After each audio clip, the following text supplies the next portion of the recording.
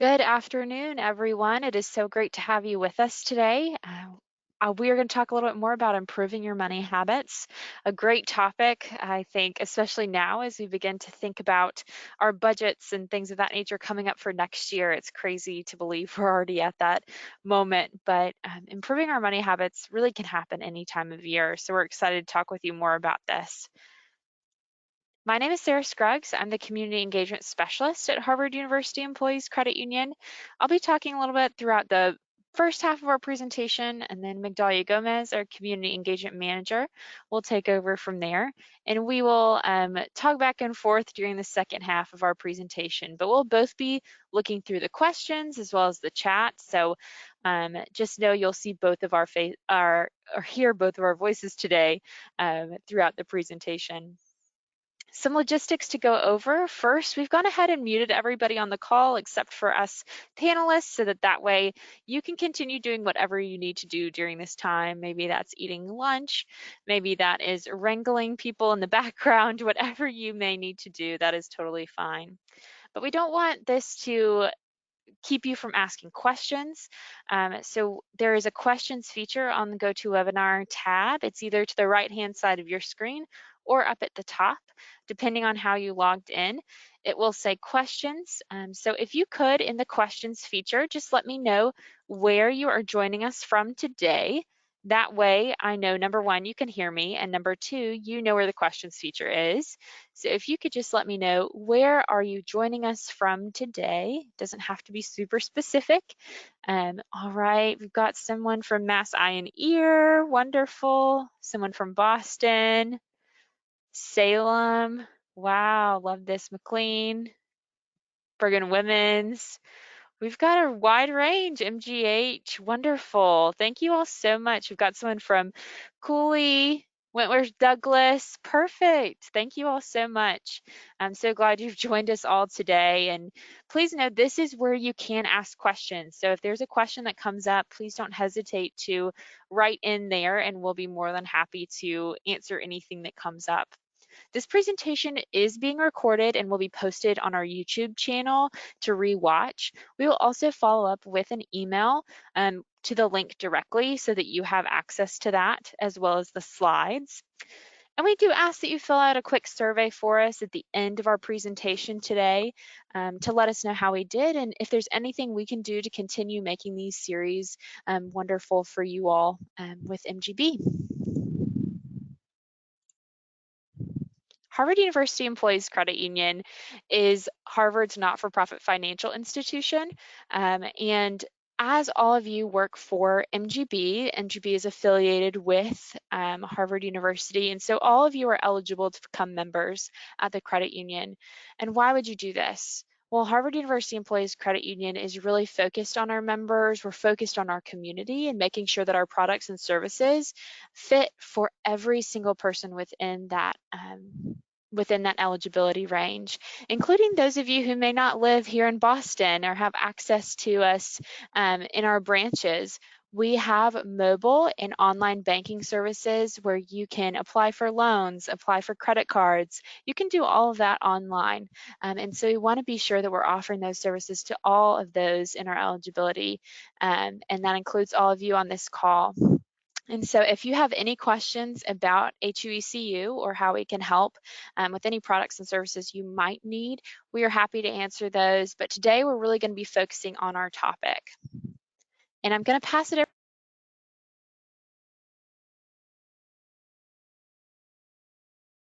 Hello, so I think we're going to just pass it over to Rachel. So Rachel, if you wouldn't mind sharing a little bit more about the many services that are available through EAP. And as you do that, I will pull up the presentation and share the screen. I think we lost Sarah for a moment. Hello there. So good afternoon to all of our people that have joined us. So I'm representing the EAP, the Mass General Brigham Employee Assistance Programme, which is a free and voluntary and completely confidential service that's provided to you as part of your benefit package for working in the Mass General Brigham system. and we provide assistance with issues that impact quality of life inside and outside the workplace. So some of the reasons that people utilize the EAP would be questions about substance misuse, addiction, well-being and mindfulness, mental health, legal issues, also work groups that are used throughout the system for the EAP to help managers tackle things going on in the workplace and to assist anyone working within all of the entities with any issues that might be coming up. And again, it's entirely free and confidential. So you can definitely check out our website and call us for appointments. So eap.partners.org is where you can find much more information. And also we have an option to make an appointment or request an appointment through a very simple form that's available on our website. So I do encourage you to check out all the things, and also today's presentation will be linked to from our site. So with that, thank you to our team, and I hope you enjoy the rest of the webinar. Thank you. Thank you, Rachel. And if anyone has any questions, either for Rachel or for myself or Sarah, please do let us know that we are here, and the questions panel will be the best way to get those questions answered. So I'll get us started while Sarah rejoins. I know a lot of folks are having technical difficulties today, especially with all that rain and wind that we have had in the past couple of days. So today's presentation is actually in collaboration with our partners at GreenPath Financial Wellness. They are a not-for-profit organization that really is focused on the well-being of all of essentially the country. They're a national organization, and they have a behavioral scientist on staff, and this presentation is in partnership with them. A lot of the content is coming from them. So what exactly are we talking about? Well, we're going to talk about behavioral economics, and we're going to talk about money matters, and essentially how can we understand our personality and then make changes so that we can use the personality to really benefit us financially. This is really routed on behavioral economics, and this is the psychology of why do we do what we do when it comes to money. I like to think about behavioral economics sort of like just in general with diets and eating healthy. We know that eating healthy is quite good for us. We know that exercise is great for us, but life happens. It's cold, a rainy day. Maybe we want something that's not as healthy. Same thing with money. Maybe we have a day that it's not as good as we wanted to, and maybe we need some retail therapy. Maybe we end up spending more than what we wanted to. So that's one of the important pieces, is really to understand our personalities. So I'm going to turn it over to Sarah, who's going to talk a little bit now about knowing your money personality, and all you, Sarah. Thanks, Victoria. Okay, sorry about that, everyone. Glad to be back. So, thinking about our money personalities, just like we have different personalities and how we interact, and if we're talkative or quiet, we definitely have different money personalities. We all approach money in a different way, even within the same family unit. And sometimes that can lead to issues or problems, and sometimes that can help us to change our money personalities into something that may be a little bit better. So thinking about knowing our money personality, we actually have a great quiz through NerdWallet, and it is free for you to take. It's the Klontz Money Script Inventory Quiz, and this is a quiz where you can learn about each of the 4 different money personalities. And I'm sure Magdalia is putting it in the chat, or I can definitely put it in the chat for everyone to use. But this is a free quiz. It's 8 questions, so it is not too in-depth, but it is good to know and just to be aware of. And I think that's the most important piece when we're thinking about our money personality, is to be aware of our money personality and what that means as we make different money decisions moving forward. Like I said, there are 4 different types of money personalities, the first being money avoidance. So these are people who would rather just not talk about money or think about money. They probably don't have a budget. They're probably just kind of hoping for the best and really don't like to make decisions about what they should be doing with their money. And maybe these people will get caught up sometimes in like, okay, there's a great deal out there on refinancing, like we've been hearing, but they just would rather not think about it. So maybe they're leaving money on the table when they could be saving money. But being money avoidant can also be a good thing. You're not necessarily going to be spending more money than most people when you're money avoidant, because you aren't constantly obsessed with it or consumed by money. You're able to think of other things and enjoy many different opportunities and things like that. So you may not be as obsessed with it as some folks may be. Then we have money worship. And these folks really believe that money will solve all their problems. And one thing that I do want to note here is that money does solve quite a few problems in our life, right? If we have money and we're able to keep a roof over our heads and feed ourselves and solve problems like, we need a new phone, our phone broke or our car broke down, it solves a lot of those problems.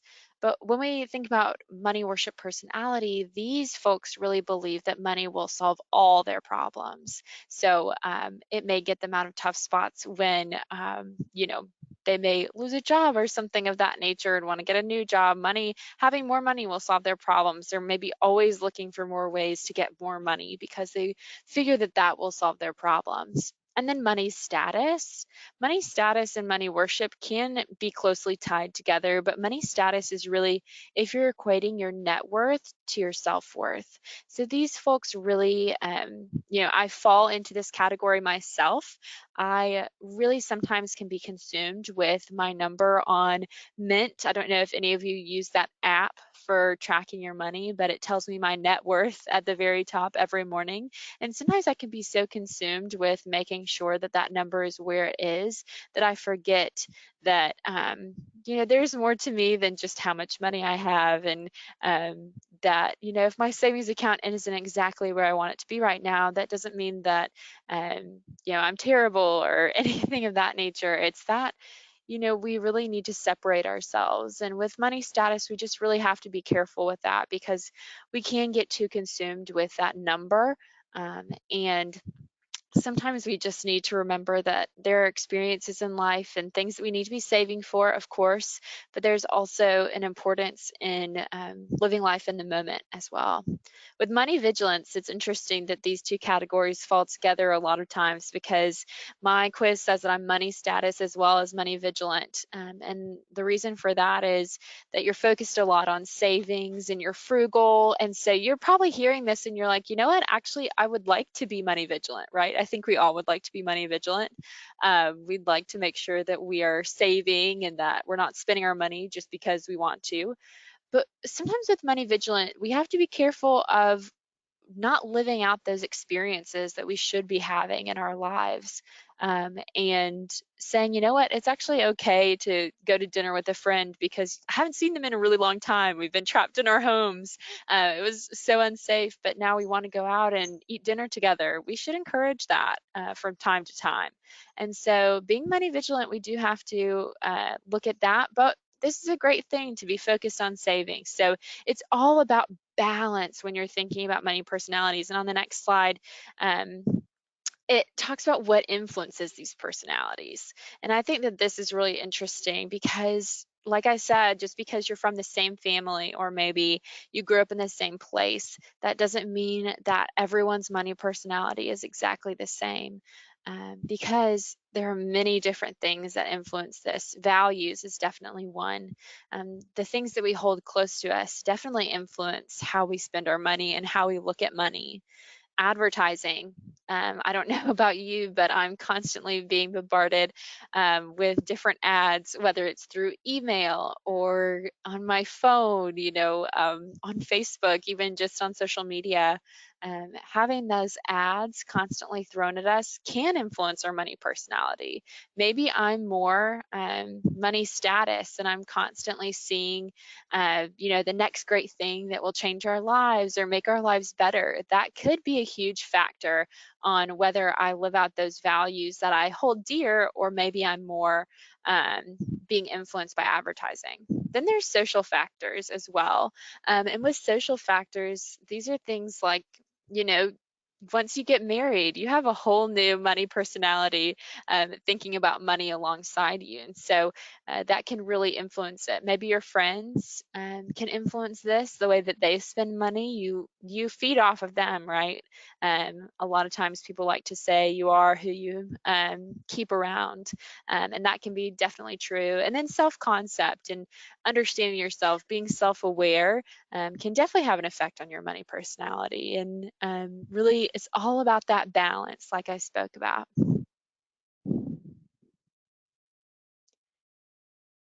How do we take this knowledge? Once you've taken the quiz, I really recommend taking it, because I think it will help to shine a light on your personality. And you may be thinking, you know what, one of those definitely sounds like me, but you may find that you're a couple of them mixed together. So how do you take this information and use it for something good?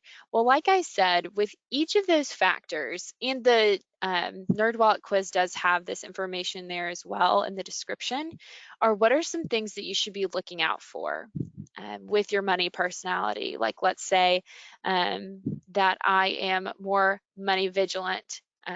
There's some things that I should look out for. Do I need to always be not spending money, like no spend week or no spend month? Am I having too many of those where I'm hurting other parts of my life? So there are ways that we can maximize our money personality in a good way as well. So maybe our money personality is money status. One of the good ways we can maximize that is to say, for this month, I have this goal. And when I reach that goal, I'm going to really celebrate myself. And so when I see that number reaching that goal, I'm going to really celebrate myself. And that's a way that we can use our money personalities to their advantage. And the rest of this presentation, we're going to give examples of many different ways that our brain behaves and works and uses our money personality without us really even knowing. And so I am going to head on to the next slide. When really it all starts with defining a financial goal. Many things in our life have goals. Maybe you were in school and your goal was to graduate and to get a job, right? And maybe our goal at work is to get promoted or get a raise. And we may have these different goals, but it is so important that within our financial life, we also define goals. Because if our goal is, I want to save money, great goal, definitely should be on your list. But let's really break it down and define that goal. We don't just want to save money. What do we want to save money for? Because once we know what it's for, that will help drive us forward. And really, with behavioral economics, like Migdalia spoke about earlier, our brains are hardwired to work towards something, but it has to be specific. It has to be measurable. If you've ever heard of SMART goals, this is definitely one of those times to use your SMART goal. And so right now, if you're in front of the computer or maybe in front of a pad of paper, I want you to write down one financial goal that you hope to accomplish by, let's say, January of 2022. So we don't have a ton of time before we could accomplish this goal, it feels like, but we do have some time. So this would be a short-term goal. What is one financial goal you'd like to accomplish by January of 2022? And the reason I'm asking you to write it down is because there is something that happens in our brains when we decide to write something down, whether that be on our computer or on a piece of paper. When we decide to write something down, we're taking it from an idea, which is in our head, and we can always say like, oh, that was just an idea, whatever. But when we take it down to it being an actual goal on a piece of paper, we're able to say, this is something I want to accomplish. So what is one financial goal you'd like to accomplish? You don't have to share this with us, but I think this is something important to keep with yourself, or maybe it's share with your family. Absolutely put it on your mirror, maybe it's on your car dashboard, something of that nature, so you can keep it top of mind, because defining our financial goals is what will lead us to long-term success, even if those are just short-term goals like I spoke about today. If we have many different short-term goals, those add up to a long-term goal of saving money, right? Maybe it's, I want to save $200 by the time January of 2022 rolls around. Then that will add up to being a larger, I want to save more money, right? So we can define those goals in many different ways.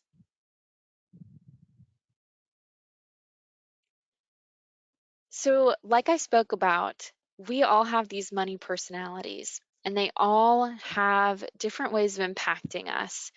And they all have different ways of impacting us, even when we're trying to reach different goals. And improving our behaviors is one of those things that we can change, we can take control of, and really think through. And I want to pass it back over to Magdalia to talk a little bit more about the behaviors that we have and how we can improve those moving forward. Thank you, Sarah, and thank you everyone again for joining us. If you do have questions, just put them in the questions panel. So we're going to get into a little bit more of the concrete.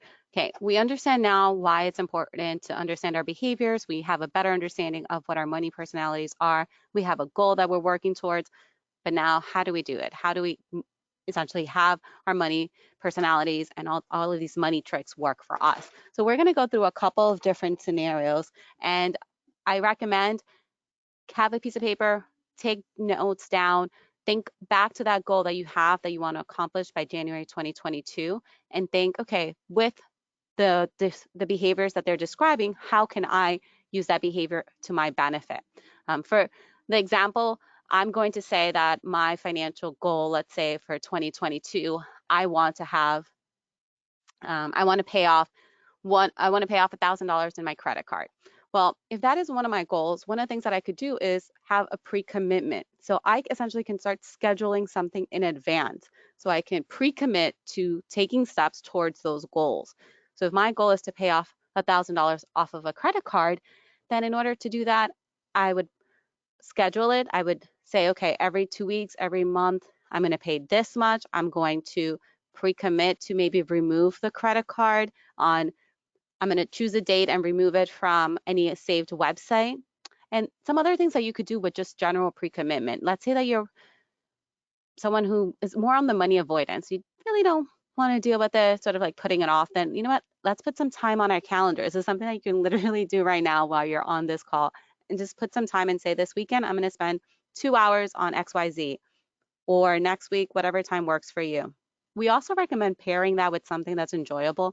So if you're not looking forward to putting an hour aside to work on your budget, maybe pair it with watching your favorite TV show, or pair it with having a good meal, at home meal, or maybe a good bottle of wine or some cocktail of your preference.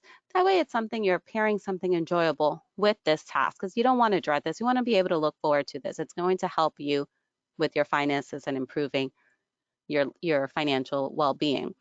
Another option that you have is, especially for those of us that are looking to reduce our spending, is to possibly use the cash or envelope method. So for example, if I know that I only want to spend $100 a week on XYZ, let's say it's food shopping, whatever it might be, or food, then one of the things that I could do is actually take out $100 from an ATM and have that money, so that once it runs out, it runs out. I'm literally seeing the money be used up, and I'm not going to utilize a credit card or a debit card. So I'm essentially pre-committing to spending a specific amount, and in addition, putting that amount aside so that I cannot go back to the ATM and withdraw additional funds. There's also goal gradient. This is one of my favorite ones. Sarah mentioned this a little bit earlier towards savings, but essentially it's taking a big goal and breaking it down into smaller goals. So for example, some of you might have said, I want to save X dollars by January 22. Typically for emergency savings, you really should be saving, have an emergency fund that would be about 3 to 6 months to start of expenses. And then once you get to that point, it would be a year and then more. I don't know about you, but that's a significant amount if I have to think of a month worth of expenses and then multiply that by 12. For the purpose of this example, let's say that my month expenses were $1,000. Going from 0 to 12,000, which would be a year's worth of that $1,000 that I would need for expenses. Going from 0 to a 12,000 is a big amount, and that could be overwhelming. And I truthfully may not even start, because how do I go from 0 to 12,000? That's a lot. Not going to do it.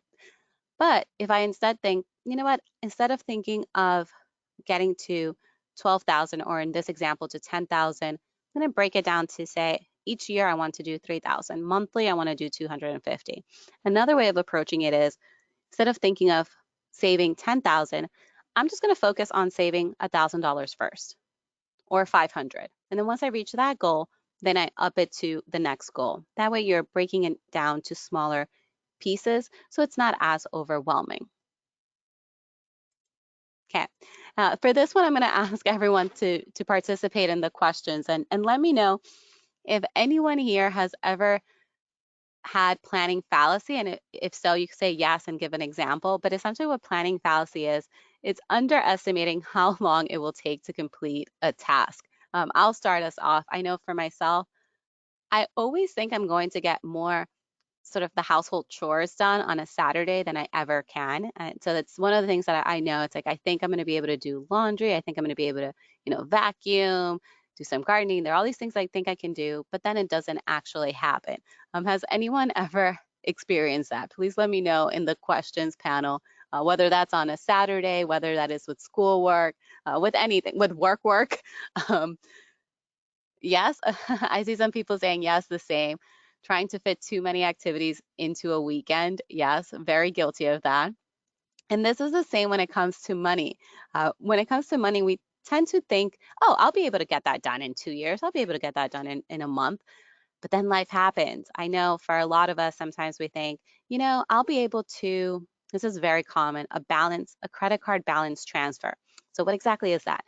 That is when we have debt on one credit card. Let's say I have a $10,000 debt on one credit card, and the interest rate at this point is pretty high. It double digits, let's say 15%. That is a significant amount of debt to have at that interest rate. And what happens to most of us is that because the interest rate tends to be so high and the balance is high, most of our monthly payment is actually going towards the interest and not the principal. So that's why it may take us a while to get out of that debt. Very common with student loans, especially for those of us that may have student loans that are close to 6 figures or anything over even 50,000, because of the amount being higher, a lot of the payment is really going towards the principal, towards the interest before it can go towards the principal. So a credit card balance, what this is, it's when a credit card company offers you to bring the balance from 0%, that you have from one company, to bring it down to 0%. So some of the ways that you can do this, a lot of times people think, okay, in a year, I'll be able to pay it off. But realistically, for most of us, that doesn't tend to happen.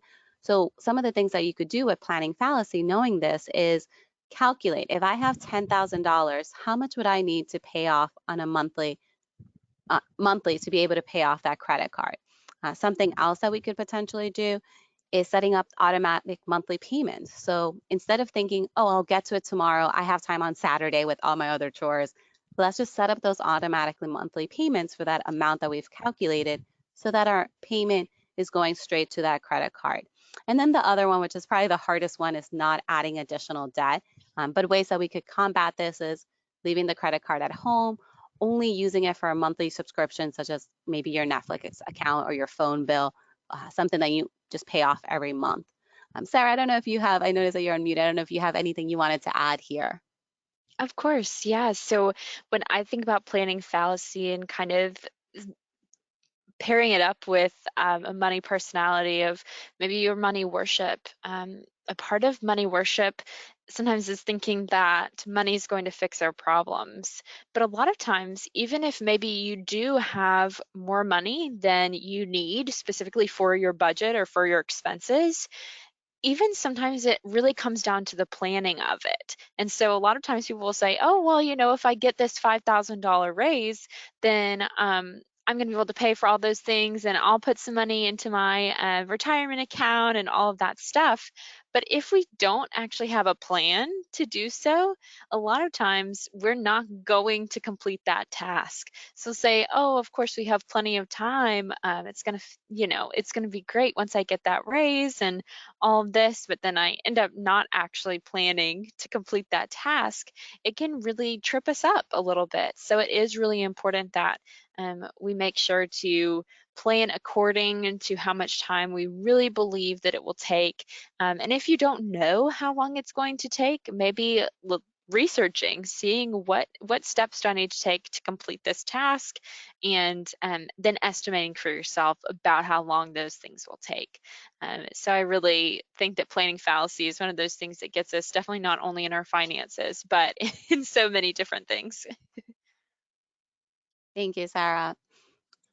So the next one that we have is decision paralysis. So I'm gonna just put this one in the chat and ask you, what are some financial decisions that you have delayed because of having too many options? So decision paralysis, I like to think of this even in day to day. Sometimes when we go food shopping, Market Basket has a ridiculously long, expensive option for chips, but I almost always just buy the same chips because that's what I've done before. So that is something that I will tend to do just because there's so many options. I don't know which one to go with.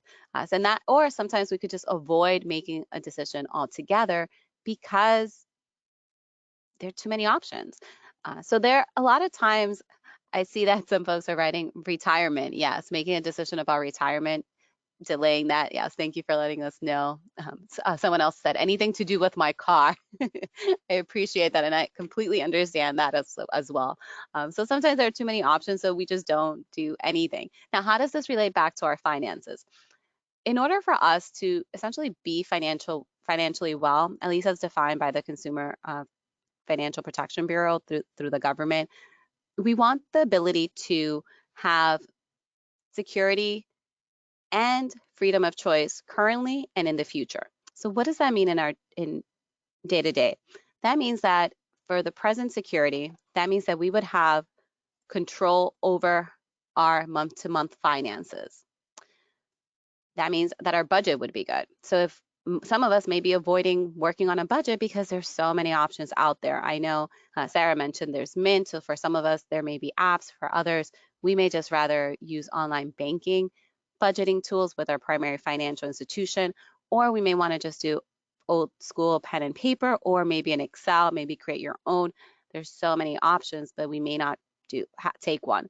So if you're in that bucket, this could be one of those tangible items that you walk away from today's session is saying, okay, I am going to, let's combine a couple of here. I'm going to use planning fallacy and I'm going to put time on my schedule to set aside maybe 30 minutes or an hour and choose a budgeting tool. And that could be the first step, right? That we're going to choose the first budgeting tool. And then using goal gradient, I'm going to choose that budgeting tool and then I'm going to utilize that budgeting tool maybe the following week. So that way you're building it slowly. You're not trying to get everything done at once because that can be a little bit too much. For the future, future security, that means the capacity to absorb a financial shock. Or another way of putting that, that means having an emergency budget. So for some of us, we may not have that emergency budget or the emergency fund saved up. We're living through a pandemic. We've seen that life can change very drastically and very quickly. And having an emergency fund saved up really makes a difference and helps all of us have more peace of mind. It helps us have more options. So how could it be, what could be some things that we maybe have avoided because of decision paralysis? Maybe we've avoided choosing a savings account for that emergency fund. Right now, if you have your money in a traditional savings account, you're probably not receiving a high amount of interest rate because the rates are significantly low when it comes to savings. On the flip side, rates are really low for borrowing right now. So if you do need loans, this is a good time to take a look. Or if you have other debt, this could be a good time to refinance. Now, when it comes to that, one of the things that you could do is start researching what type of savings accounts are there for you. Maybe you want to do a money market that may give you a higher interest rate. CD, certificate of deposits, probably low rates right now as well. There may be some online financial institutions that could possibly offer a higher rate. But that's another way to start doing some research. And then for the present, this is the financial freedom to make choices to enjoy life. I like to think of this one as not having our money control us, but really being in control of our finances. And some of the things that we could do for this is if we have a significant amount of debt, maybe looking at debt repayment strategies. We've done some debt repayment presentations that are available on our website. Either Sarah will or myself will just put our YouTube channel. It's youtube.com/myhbcu. You can view all of our recorded presentations, but we have some on debt repayment. So if you are in a situation that you have debt and that's essentially impacting your day-to-day finances and also stress, because let's be honest, finances, they impact our stress level. That could be one thing that you could do, is look at ways to pay off any debt that you might have. And then the other one that is a big one, and I saw someone put in the questions earlier, is the retirement. On track to meet our financial goals for the future means for today, saving for retirement for tomorrow, for many years from now. But depending on your employer and the different plans, you may have too many plans. You may not be quite sure, well, which plan should I be saving into? What do these plans mean? So if you're in that situation, I would recommend reaching out to whoever holds your plan, and that could, and I'm not sure who it is through MGB. I know for us at Harvard is TIAA, and they offer consultations so that you can call someone and speak to a retirement professional.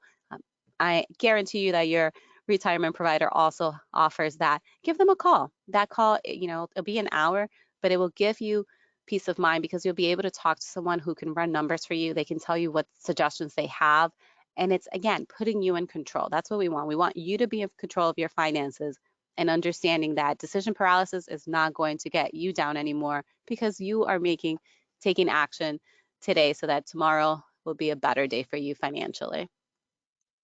And then another one that we have is called tunneling.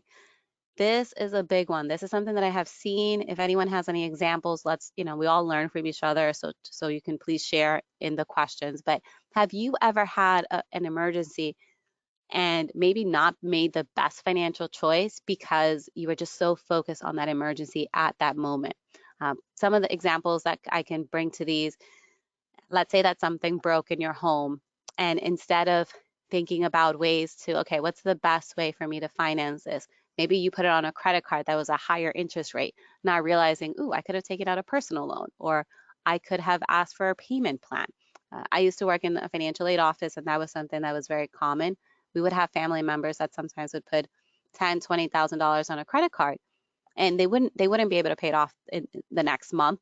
They were doing that because they hadn't applied for student loans. So we had to help them with that tunneling and say, wait, you have other options. So what are some things that you can do to prevent tunneling? And I'll ask Sarah too if there's anything that she wants to add here. But knowing your timeline is a big one, knowing that for most things you have time. And if you're being rushed by anyone, that's usually a sign of a potential scam. And actually tomorrow we are doing a scam webinar. So either myself or Sarah will put that in the chat. So if anyone's interested, you can join us. It's preventing scams and fraud, and that's tomorrow at 12:30. But one of the biggest signs for a scam or fraud is if you are being rushed. No one should ever rush you into a financial choice. That is usually a big red flag.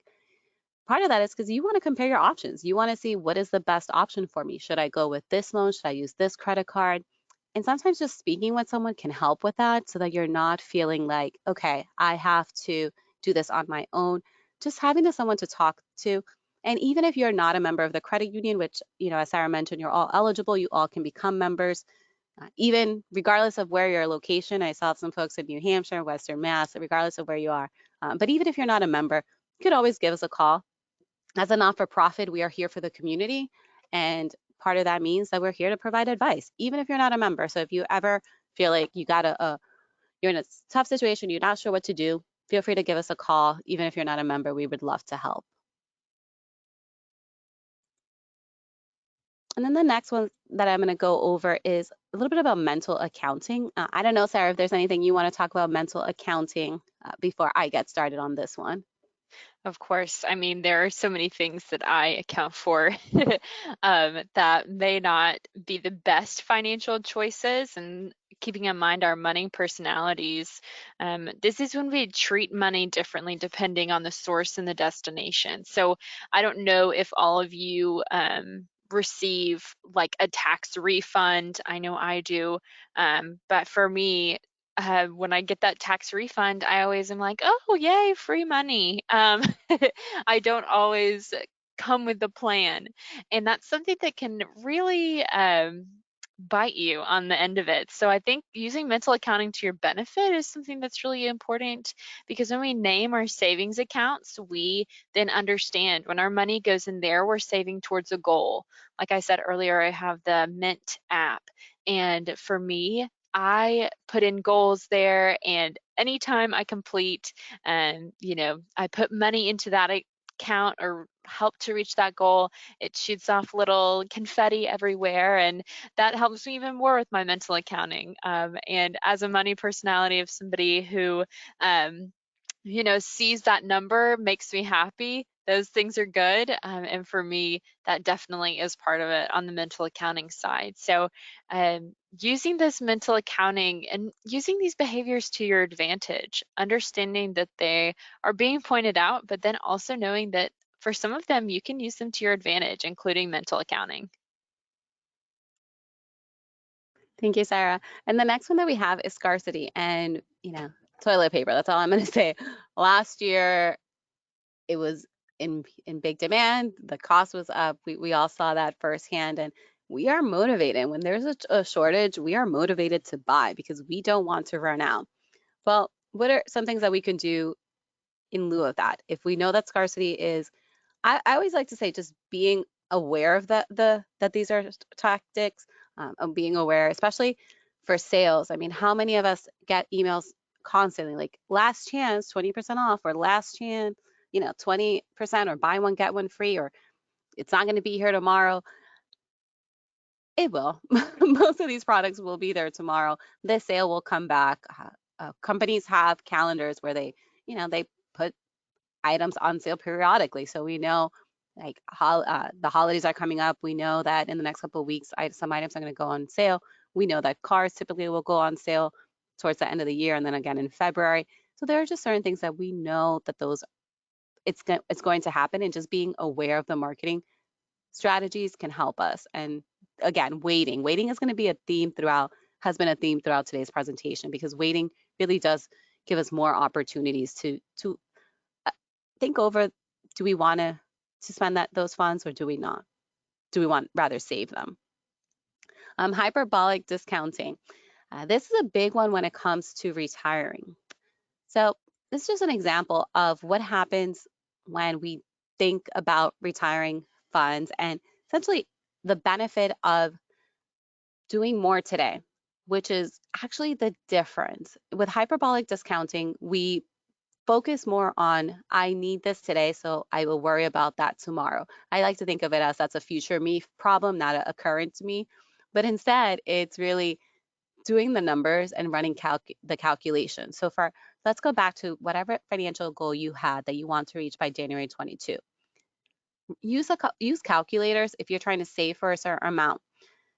Use a couple of calculators to determine how much you have to save, today versus if you started next month or the month after. The longer you wait to save, the more you're going to have to save monthly to reach that goal by January 22. Same if you're trying to pay off debt.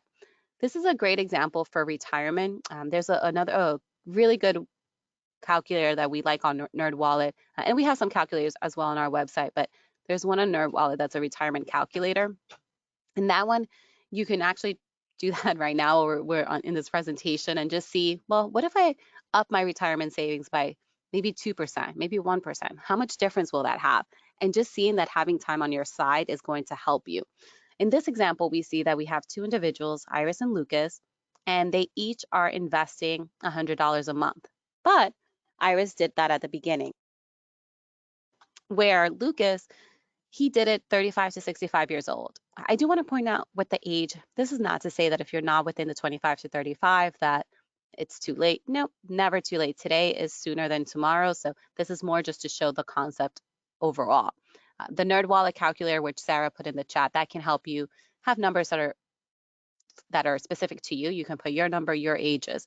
But really what we're seeing here is that by investing earlier, and in this case, Iris stops at 35. So her total investment is only 200,000, 12,000. But the value, it ends up being higher than Lucas because Lucas held off for 10 years. Even though, yes, he put more money, he had less time to save. So there was less time for compounding interest. Again, if you're 45, if you're 50, that is not to say it's not too late. You can always save. That is to say that there's benefit in doing it today.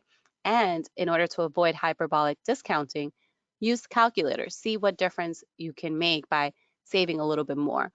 And once we see that those differences, this is another piece with behavioral finance, once we calculate the differences, it's a little bit easier to say no to maybe, to saying no to items that may not serve us. So for example, maybe I don't want to go out to eat as often, or maybe I want to reduce how much I'm spending on gifts for folks or even for myself so that I can put more money towards my retirement now that I know the impact that $20 will have.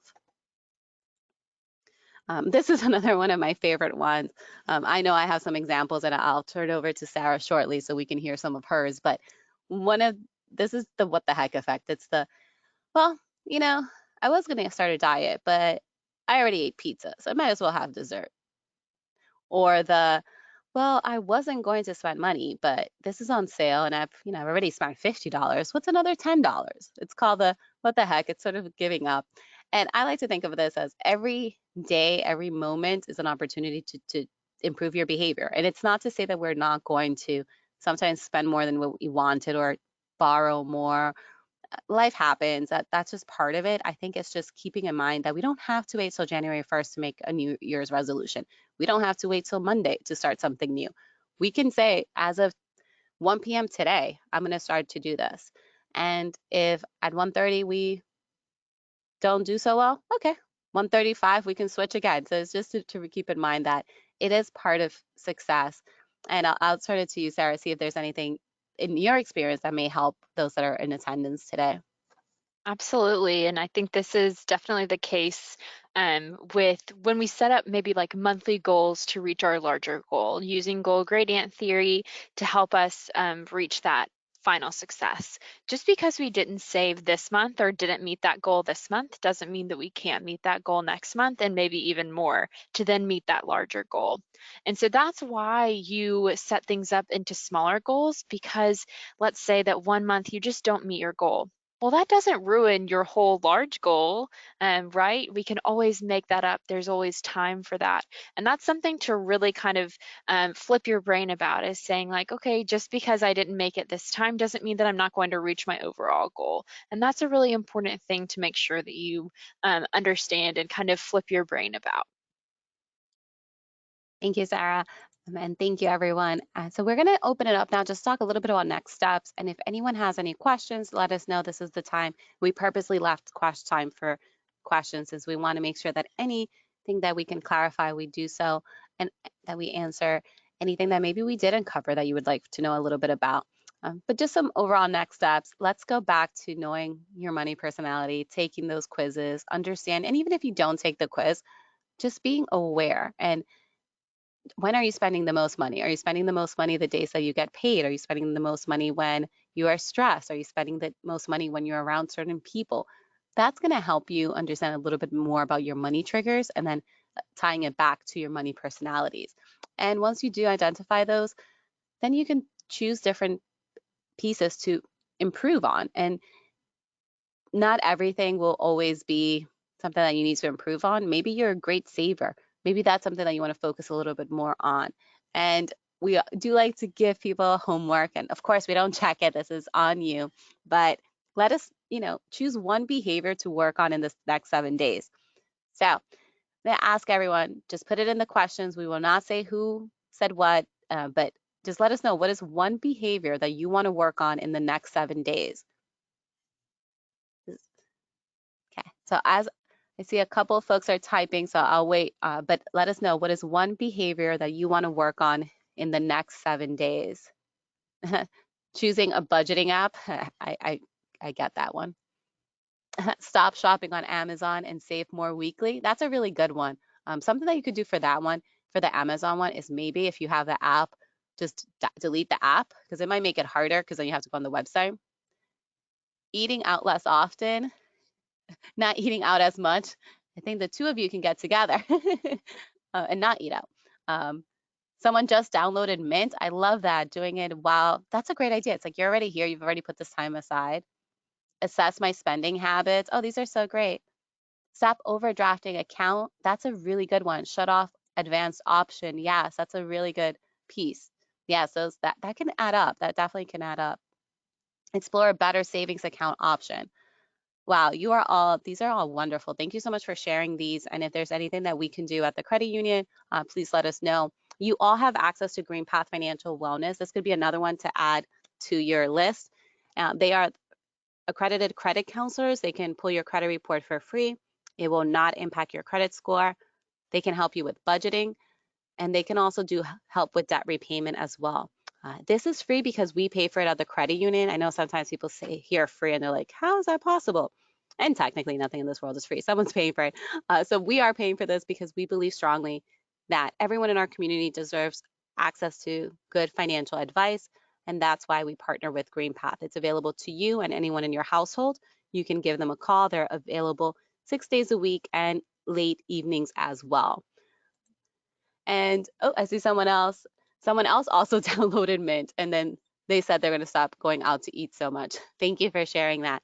And just another reminder, we are Harvard University Employees Credit Union. All of you are eligible for membership, and once you're a member, anyone in your family, that includes parents, siblings, children, and grandparents, are also eligible to be members.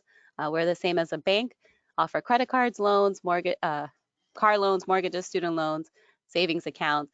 But the biggest difference is that we are Harvard employees here to serve the Harvard community. So we have a lot of customized products, and as a not-for-profit, we focus a lot on personal finance. We know that if we're all well financially as a community, that is better for all of us. If there's anything that we can answer, please let us know. Sarah did put in the chat a survey. If you wouldn't mind taking a quick moment before you log off to complete a survey. We will actually be doing some raffles for those for folks, even if you don't complete the survey, but if you wouldn't mind just completing a quick survey, hbcu.org/survey, letting us know what would you like us to cover in the future.